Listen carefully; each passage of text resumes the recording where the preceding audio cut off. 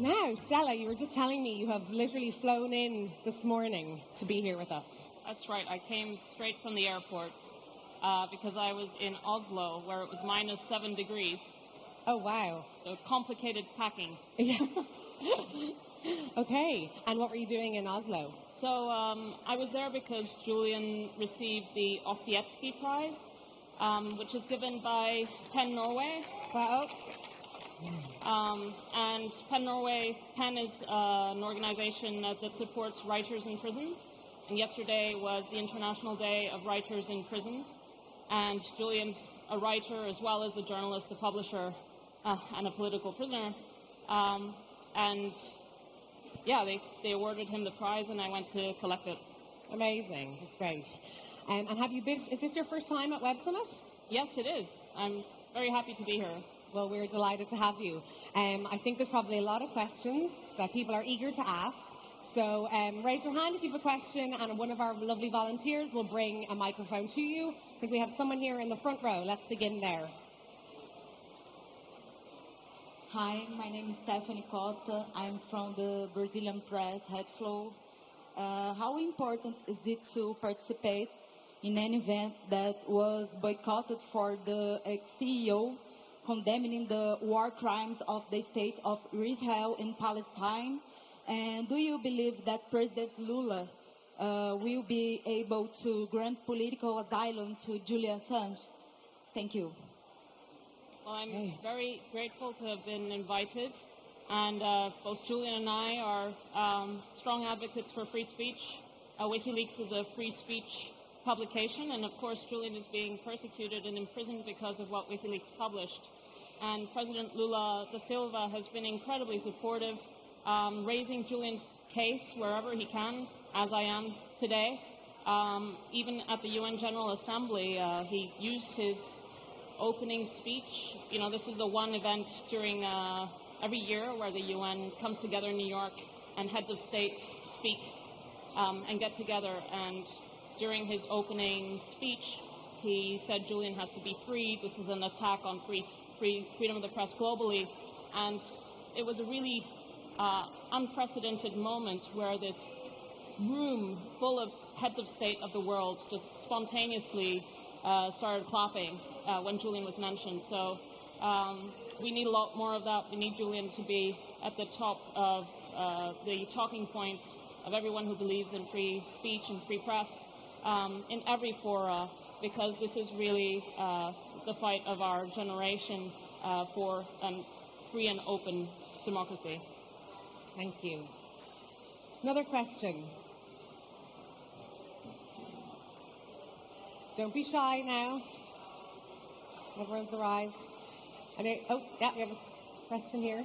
Hi, I'm Fernando from Headflow, and I would like to know about the use of artificial intelligence regarding the social media regulation in terms of journalistic work, and how could that affect professionals in that area?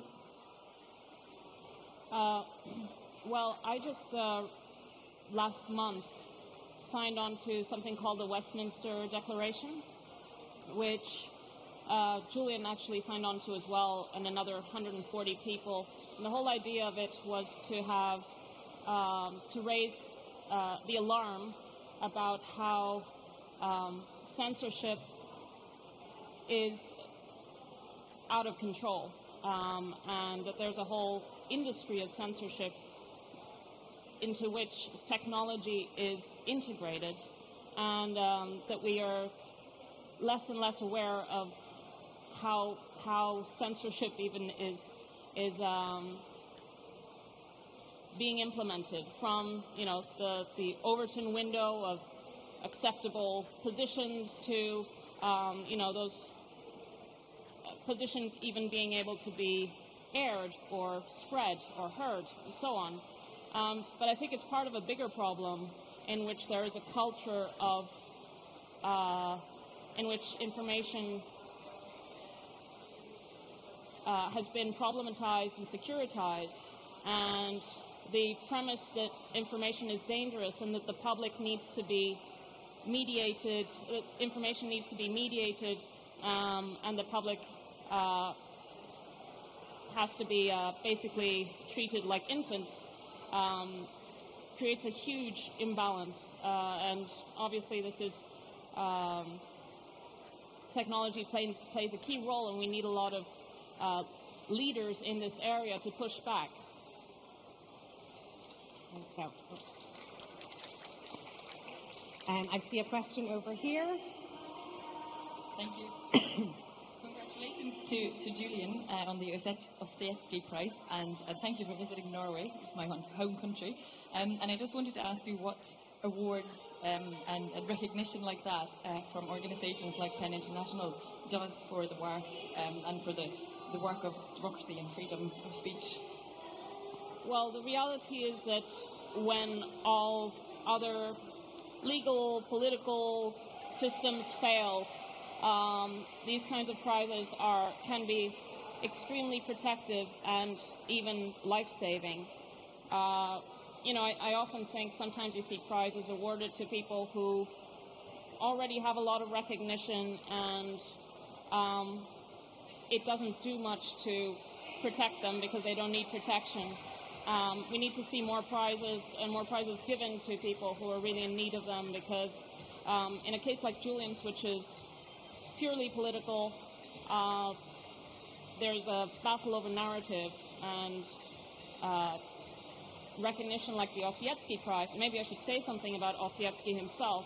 So that I didn't know who von Ossietzky was, Karl von Ossietzky. He was a German journalist, and in the 1920s, he revealed how Germany was rearming, how it was violating the Treaty of Versailles, and he published about it, and so he was thrown in prison and accused of treason. There are lots of parallels with Julian. They both exposed warmongering 100 years apart.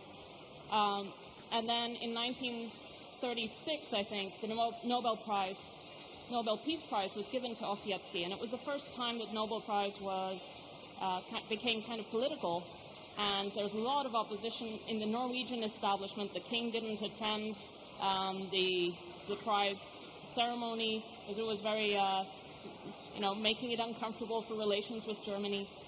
And ultimately, he died in a concentration camp in 1938.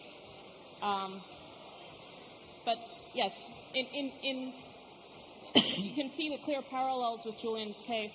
And Julian, of course, has won lots of prizes. I lost count, about 30-something. I should count them again. But just there have been so many shows of support. In Italy, for example, I was there last week. I was in Naples, and a number of other Italian cities, including Rome, have given Julian honorary citizenship. And this comes out of ordinary citizens organizing locally and then getting their counselors to take up their requests and delivering on this honorary citizenship, which is not just symbolic. It's politically significant. In a case that is political, symbolic, more than gestures, but shows of support like this really weigh a lot. Okay, great. In the front row here, we have a question. What is your and Julian's view of what is happening in Gaza? And I don't mean a ceasefire, because only a heartless imbecile would not call for a ceasefire. But do you think Palestine deserves to have its own country recognized by all international bodies? I can't speak for Julian, and this is part of... I often get asked what Julian's opinion is about one thing or another. Julian, of course, is the person who has contributed the most to revealing the true motivations behind conflicts and war and warmongering. He has stood up for the voiceless, for the defenseless. And, of course, part of the reason why he's imprisoned is so that he cannot give his opinion right now, today, right here. There was a visit by the International Federation of Journalists, the president of the International Federation of Journalists, to Julian in Belmarsh prison. Actually, I should say, many of you might not know, that my husband has been imprisoned in the highest security prison in London for 4.5 years without conviction and faces 175 years if extradited to the United States for publishing the truth about war. Anyhow, there was a visit from the International Federation of Journalists president, and although he is effectively gagged from speaking, he did manage to get a message out through her in which he expressed his extreme concern, worry for the killing of journalists in Gaza, because the reality is soon there will be no more journalists left in Gaza.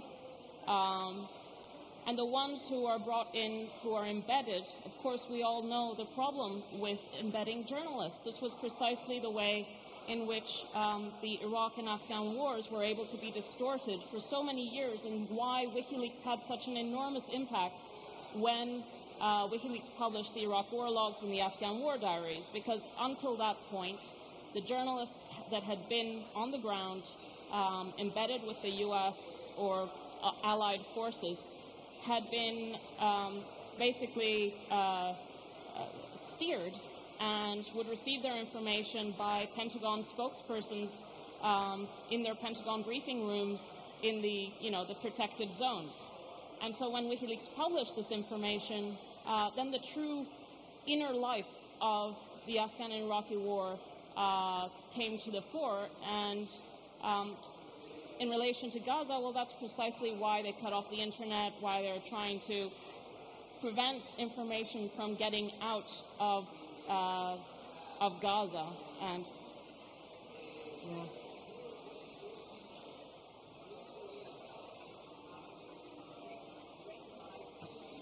You believe that Palestine should have its own country recognized by international bodies? And have you discussed this with your husband? And what's his views? I'm not going to state my discussions with Julian because it would misrepresent the fact that he is silenced. But it is clear that the United Nations and every long-standing international body who has been involved in monitoring, and many, UN workers as well as people living in Gaza killed, and they're being ignored. And this is, I think, a really critical moment that is testing the international setup post-World War II, and it could break it. Okay, I think Stella has answered your question a couple of times. Actually, she didn't. I asked your opinion on whether you think Palestine should be a country recognized by international bodies. It's a fairly simple question to ask. Okay, I think we'll move on to the next question. I have one back here. Thank you. Hello. You already talked about AI and the dangers of censorship. I want to know what's your opinion. How can we use tech to protect freedom of speech on the opposite side? Well, fighting for Julian's freedom is key, because Julian is not just any publisher, journalist, or advocate for freedom of speech. He is an innovator. He is the founder of the most consequential information platform on the internet, transformed journalism, but also transformed the information landscape and democratized information. And basically his imprisonment is a signaling to everyone, not just to not make another WikiLeaks, but that we are in a different kind of regime, let's say, whereby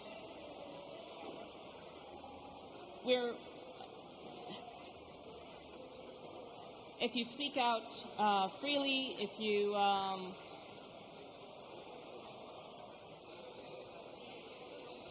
if you fight for a free and open and adversarial debate, there will be consequences, and we can't have that.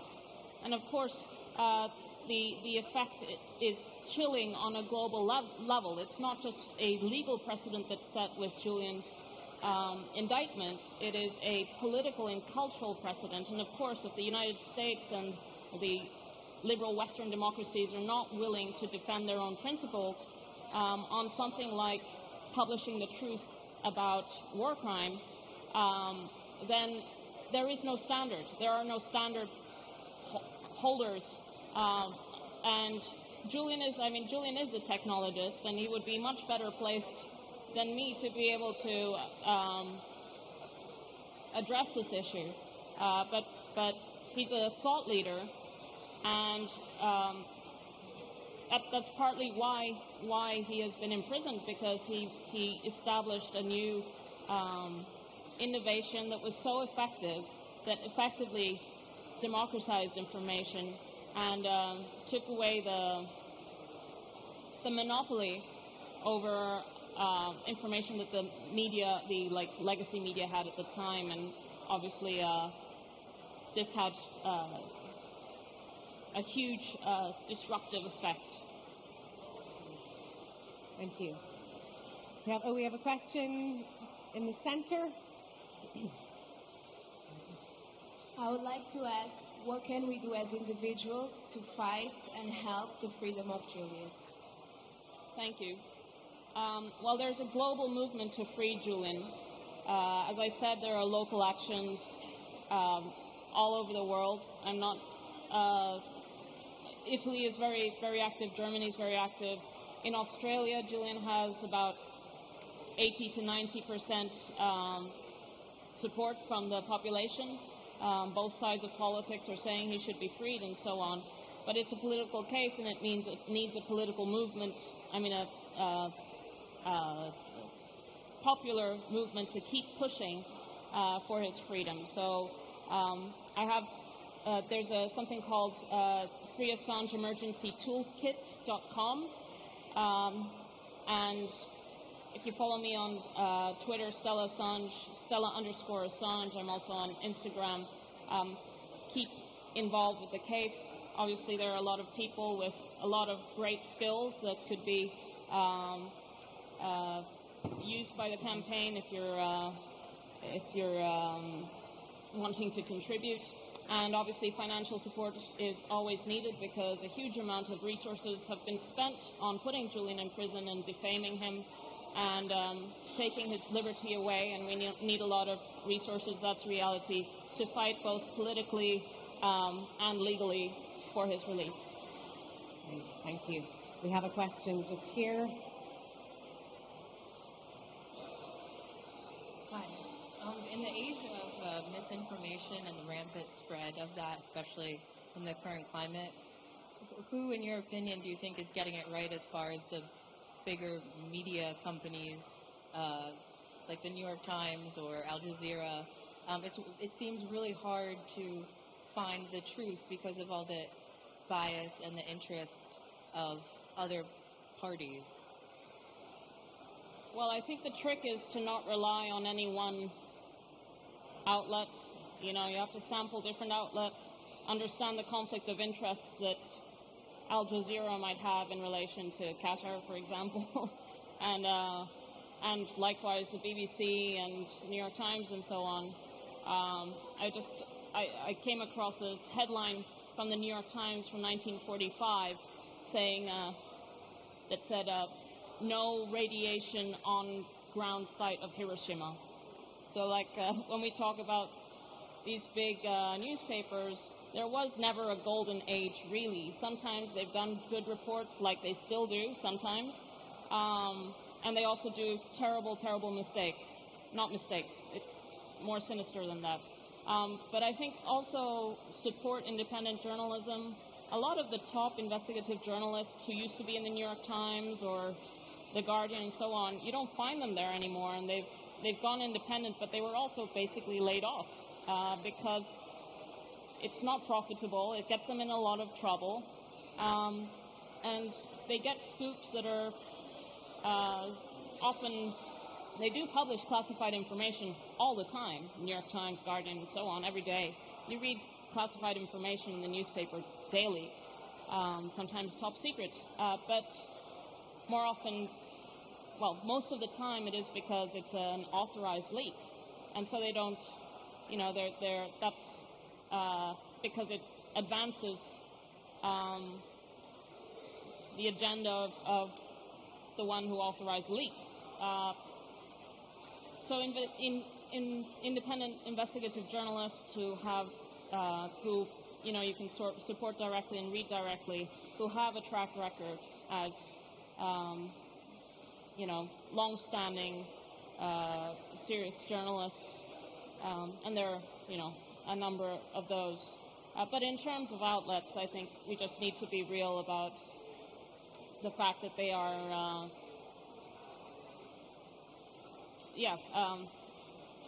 you're never going to get, the model is compromised, basically. Thank you. Any other questions? Oh, yeah, we have one back here. Nice to meet you. I have one question, mostly out of curiosity. Has Edward Snowden and Julian ever been in contact before? Edward Snowden. Did you hear it? Yeah. Well, Edward Snowden reached out to WikiLeaks when he was in Hong Kong because he needed to find protection somehow. And that's the first contact there was. I don't know if with Julian directly or WikiLeaks lawyers or what. But Snowden has said some very supportive things of Julian, and he's an incredibly supportive ally, and of course has suffered himself and is suffering himself as a result of his good deeds. Anyway, I have one behind here. Do you think that misinformation and disinformation legislation that's being proposed in different countries could be used by governments to hide inconvenient information? Well, it's clear that that's happening, and that is in fact the purpose of it. You don't need institutes and programs and so on to monitor false information online. Like, if there were any truth to their zeal to stop false information, then they would be the biggest supporters of WikiLeaks and promote the WikiLeaks model as the best possible journalism, right? Interestingly, usually the people who are involved in all that are the worst critics of WikiLeaks because they see it as a true threat.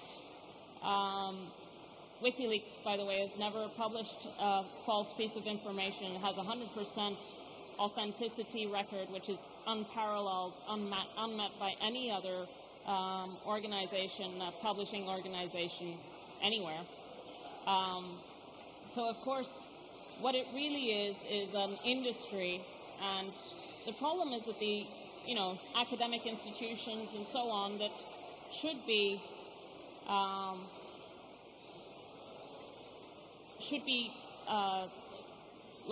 criticizing this whole industry. They're in on it because there's a whole subsidy of academic institutions and think tanks, and you're in university, you're graduating, you're applying for jobs, and there are lots of jobs in this disinformation, misinformation complex. So that's a really big problem, and that there isn't a similar job market and incentives and basically money flow in the truth market. But obviously, if there is a big popular interest in the truth market, though, and you can see it by how people vote with their feet and with their eyes when they're getting their information from elsewhere, and not and give no credence to whatever it is. I forget the names of these organizations that are supposed to vet information that are completely have no credibility whatsoever. Of course, the Twitter files made it a really good, showed, not the full picture, but a very good picture of what was really going on. And of course, another problem, which is connected with this, is the revolving door between government, intelligence agencies, and tech companies at the top. It's the same people, and they're not recruiting from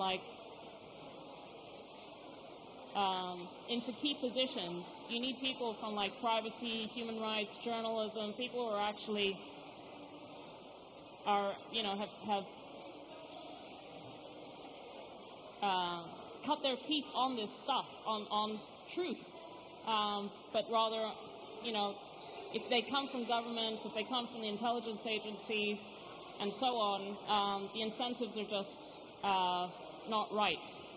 And then, of course, tech companies don't want to be regulated, so it's a very difficult problem to solve because, the EU is just loving this disinformation, the new disinformation age, because it allows them to regulate the hell out of the internet. Any other questions? We have time probably for one more. One here in the front row.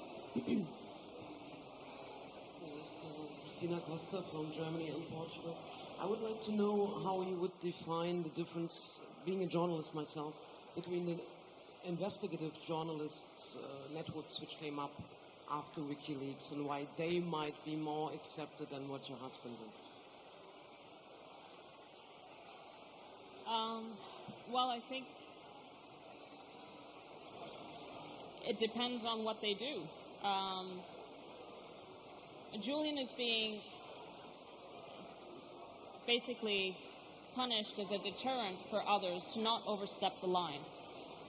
So that is why you get, for example, the Washington Post, the New York Times, and so on, putting out editorials saying that the indictment of Julian is an attack on press freedom itself, because what they're accusing him of is literally receiving information from Chelsea Manning, who is here at the Websummit, who was the whistleblower, the leaker.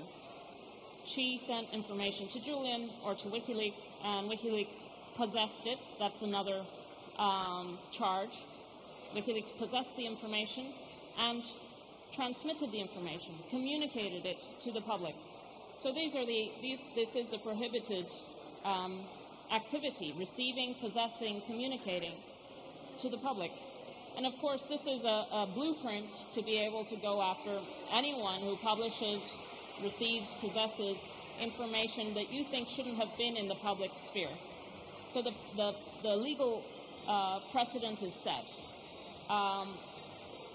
And for example, as soon as Julian was arrested, Glenn Greenwald faced similar charges in Brazil in relation to his publications exposing the Bolsonaro government. So, and in fact, after Julian's indictment, we've seen an increase in prosecutions of journalists. In France, there's this journalist who published information about how French intelligence was assisting Egyptian intelligence agencies with information about dissidents. And then she got arrested in France and is facing prosecution. I'm not sure where the case is at, but this is an increase, and basically journalism has become a lot more dangerous because of the step that has been taken against Julian, because it sets a new environment, a new threat model for journalists, and of course, very few journalists are actually going to, who in their right mind would publish, the Chelsea Manning leaks today, knowing what has been done to Julian. And this is precisely the effect, and this is precisely why we have to change course, and why he has to be freed, because right now this is the status quo. Thank you, Stella. We're going to have to leave it there. Stella's on her way to centre stage if you'd like to hear more. Her talk is on there at 3:35. Thank you all so much for your questions, and please give it up for Stella Assange.